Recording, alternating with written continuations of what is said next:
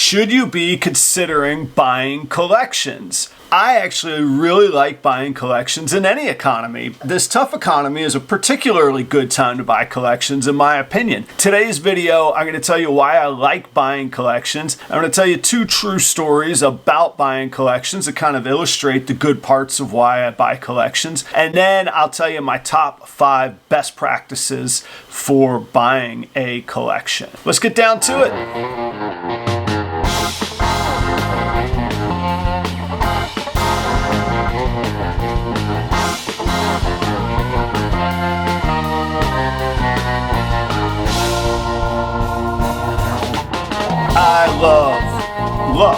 I love buying collections. I think it's a great opportunity. It's a great way to get ahead. It's a great way to fast forward on your projects and on your own breeding plans and your own growth when you're breeding ball pythons. And right now, this is being filmed. Matter of fact, this is Christmas Eve 2022. Merry Christmas out there to you if you're watching this around the time. If you're watching a replay down the line, I still hope you're having a great holiday or a great whatever you're celebrating. Maybe you're just celebrating a Thursday afternoon. I hope it's a fantastic Thursday afternoon for you. Collections are just rife with opportunity. I really like buying collections for several reasons. One is the value. We're going to deep dive into why the value is there later, but generally when you're buying collections or a bulk package of animals, you have buying power that allows you to acquire those snakes for less than you would if you bought them individually. I think we all understand that. But the more you buy and the more buying power you have, the better value you can usually find. And I love collections for that opportunity.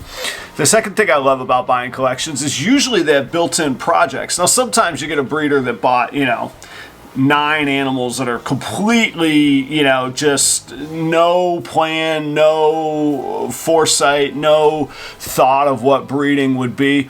But generally, it's some mix of that. Usually you get some of those, and then things had started to click, because really, if somebody has bought 10 ball pythons or more, at that point, they've started to think, hey, I want to breed, so they've started to sort of buy some of those plans to bring that vision to life. So you usually get built-in projects. The other thing I like is that you get equipment. Sometimes it can be junky, but sometimes it can be really, really nice. I'm going to tell you about that in one of these stories as well today. If we've not met before, my name's Adam. This is the Proper Royals channel. This is where I document my family's journey to becoming a ball python business, and we do everything right here on this channel. We got over 300 videos. I never would have thought there was that much content to talk about, and we do a live show every Tuesday night. All of my links, you can find it everywhere that you can find us on the web is down below in the link tree link. I hope you'll check it out. I also have to give a huge thanks to our 2 sponsors, REDLINE Shipping and Cold-Blooded Cafe. I love being aligned with 2 icons that I think are at the top of their game for what they do in our industry. Check out REDLINE Shipping for all your live animal shipping needs and use the promo code PROPER5 to save an extra $5 on your next label. And I really think you should check out Cold-Blooded Cafe. If you feed frozen thawed, they have the best technology in the industry. Fastest time that they're freezing their rodents to keep them the freshest. And you can use promo code CBC and the number 5. CBC as in Cold-Blooded Cafe and the number 5. Save $5 off your next Cold-Blooded Cafe order. Tell them Adam sent you.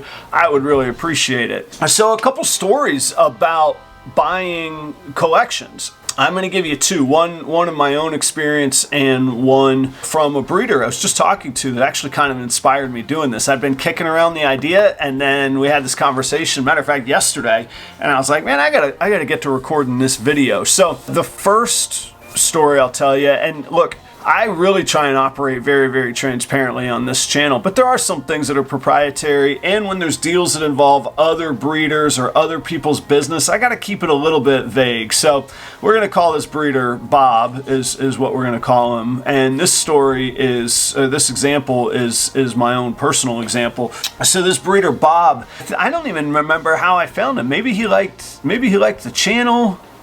Anyhow, we connected sort of person to person, not through Morph Market, so it must have been on Instagram. We just started talking, and it turned out that he had a hatchling that I was very interested in, and that to this day I remember is the very first snake that I bought from him was a pinstripe female double het ultramel clown. That girl is actually going to be breeding this year, and I bought that snake from him. And over the next couple months I ended up buying, I want to say 4 to 5 more animals from him.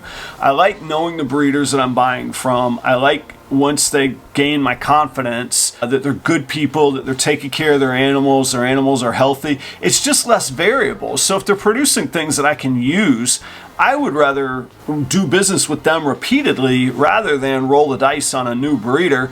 Plus, you're just building a relationship, man. Relationships are always good in this industry. It's December now. In February of this year, 10 months ago, he actually called me out of the blue and he said, Adam, I've got a promotion. I've got to move. We've got to move quickly. And my wife and I have decided that it's not worth it to take our, he said it's not worth it to take all of our snakes with us. And I said, and he wanted to know if I was interested in buying his snakes. And actually, the first thing that he sent me, I told him I wasn't very interested in. I didn't have the rack space for what he wanted to sell me. It was clear he was holding back like 8 or 10 animals that were just the primo cream of his crop. You know, I probably could have, but I didn't really have a need for them either. I mean, I probably could have raised them up, quarantined them, proven some of them out, and then sold them. And maybe I could have made a little bit, but that was going to be a whole lot of work. And there was nothing that I was really like, man, I really want those. I explained that to him, and I emailed him, and I said, basically, thanks, but no thanks, unless you're willing to negotiate on your ARS rack as part of the deal. And because I needed one at that time, I didn't have one either then. And he actually wrote back and said, you know what? I'll do them all. I'll do the ARS rack. I'll do those other 10 I was holding back. I'll do all of these that I was already, you know, and I think there were 15 or so on those. I mean, it ended up being a collection of 25 animals. And he threw a price out. And at the time, when I kind of did the math of what those animals seemed to be going for at fair market price, the price seemed to be about 30 cents on the dollar. That's fantastic. Sometimes you could get a better deal than that. Sometimes you're going to pay a little bit more than that. It really worked out great. There were thermostats, there was ARS racks, and I'm sorry, that was 30 cents on the dollar just on the animals, not including the ARS rack, not including the thermostats, all that. So I mean, really, it was probably 20, 25 cents on the dollar that I was buying stuff for. That turned out really well. Those really powerful animals that he had been holding back, I'm just thinking off the top of my head right now, I want to say that was something like 7 or 8 nice breeder females and a couple banging males kind of deal. I've kept them. I mean, I moved a couple animals from that collection, but really I assimilated his collection into my, like his plans became my plans basically. And that's proven really, really very well. Last season, many of his females produced, and from what I was able to sell from those females that produced, I'm free. I'm even this year, no problem. So I got a ARS rack, I got several Herpstat thermostats, I got 35 animals, and just from selling the offspring covered my investment. So one way that you could be profitable very quickly is by buying collections. That's one example. And you hear a lot that it takes a few years to be profitable, or you hear me talk on this channel a lot that I want, you know, I'm very cash flow conscious, and that kind of dictates what I invest in and when I invest in. But making that investment allowed me to jump forward exponentially. And I haven't dipped into any family money, family savings, and God forbid, you know, you cash out your 401k or something, which if you do, that's your choice. But I didn't have to do any of that stuff because I bought a collection. The second story, we'll call the breeder Eric, and this is his story, not mine. We talk fairly often, we keep in touch. I think I'm just going off the top of my head, he got a collection of 36 breeder females. And then I think his quote was a bunch of other males. I don't even know what all is in there just yet. Okay, so I mean, he probably got 50 to 60 animals. He said that the investment that the breeder he bought them from had put in around $60,000. He said he was able to get that collection for $14,000. Let's do some math. So here's the thing. That means those 36 breeder females he got for less than $400 per animal. $388.89 each. And that means that he got all the males for free. All the racks and the equipment he got for free. $14,000 is a huge chunk. And let me say really quickly, I'm a father, I'm a husband, I have a mortgage payment. I don't consider myself financially overly wealthy. I think I'm financially stable, but I don't consider myself, I'd put it this way, I drive a 10-year-old Toyota and I hope to get another 8 years out of that vehicle. I don't sneeze at $14,000 or the thousands that I paid for my collection in the last story. Don't feel overwhelmed though. It was not 3 years ago that I never thought I would pay $1,000 for a snake. You can build up to it relatively quickly as you get more comfortable and as you start producing some clutches that you can create cash flow with. I am not for a second suggesting that just out of the gate you go drop 14 grand on 50 some animals. You need to know what you're doing first, and that's real money. With that being said, if you do know what you're doing, if you do have the space and you're ready to take on that commitment and the work that goes with it, $388 for a breeder female, I mean, on a normal, you can make money at that price. It's going to take some work, but you could do it. So assuming that this was a serious breeder, because I mean, if you got 50, 60 animals, you're taking something seriously. You might not be doing it right or doing it well, but you could take it seriously. I have to think that those females were far more valuable than the $400 a piece. Just imagine if, you know, you could take this example to the nth degree. Let's say 2/3 of those animals go, so you get 27 clutches out of those. What's 27 times 6? You could ballpark estimate that you're going to get like 160 hatchlings just from that. 14,000 divided by 160 hatchlings. You only got to get $87 per hatchling to break even. It's a no-brainer. I mean, it takes time. And we're going to talk about best practices because there are pitfalls to buying collections. Don't get me wrong. You need to know what you're doing. You need to do your homework. We're going to talk about that in just a second. But those great opportunities are out there. Now, these two examples are clear-cut examples of the one-off stories that stick in our heads. There have been many collections that I have not been able to buy that I made an offer on. It just didn't work. We just didn't come to the same terms. It was not going to happen. And that happens. That's daily business. I mean, I don't try and buy collections daily. But this year, I bought 4. You know, when I say collections, I'm talking animals of 10 or more. So batches, collections. I bought 4 this year. It's become kind of how I do my business. One thing on that last deal, that $14,000, the guy got a deal that he gets 2 years to pay off that $14,000. So he gets an interest-free loan for 2 years. Like, it's the sweetest deal ever. Oh man, I'm so jealous. Let's talk about the best practices to keep yourself safe on buying collections and not to get so far in over your head. I've got 5, but I might even ramble on to 6 or 7. Yeah, you know what? Let's just call it 6. The top 6 best practices. Number 1, I do not suggest financing anything when it comes to buying ball pythons. At least not if you're not already well established years in and comfortable managing business debt and cash flow. Don't go mortgaging your house. Don't go taking credit card debt. I think that you can generate working cash pot of money, so to speak, in under a year or 2 years, anyhow, within one breeding season, to where you can make a move like this. This isn't something that has to happen overnight. You got to realize I'm talking now, coming up on my 3rd year owning and breeding ball pythons, which is still really early in the game, so it's still pretty fast for me to even be doing this stuff.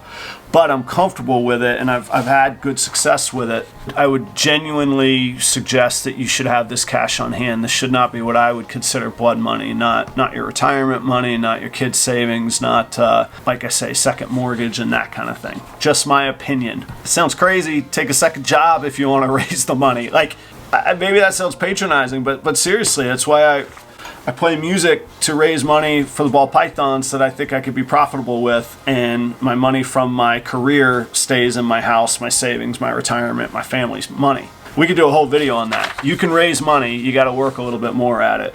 That's my first best practice. Be financially responsible. Whatever that means to you, you need to do it. Don't push yourself too far. The next best practice, consider your own value in the transaction. What do I mean by that? So normally on a morph market transaction, let's just hypothetically say you're buying an animal on morph market. You probably need that or want that singular animal for a singular purpose. That animal is checking a box that you need or want. That means that the seller has the leverage.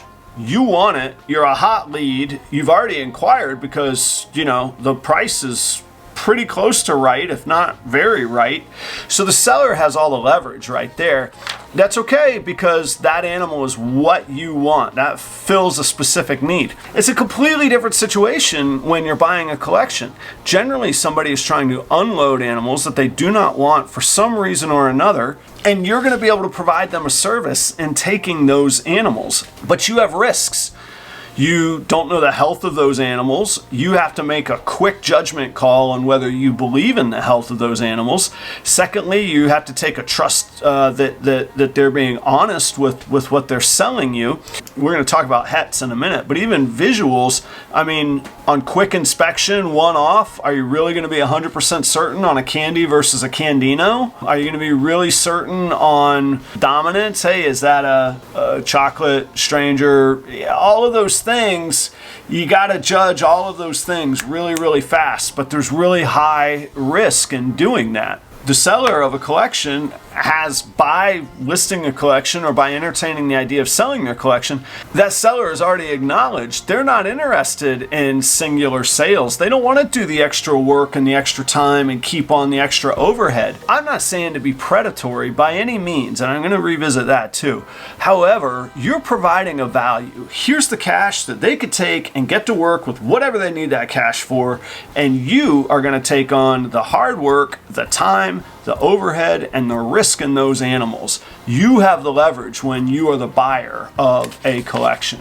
Remember that. I guess this would be, we're calling this a top 6, so this would be my number 3. I rarely pay for hets when I buy a collection.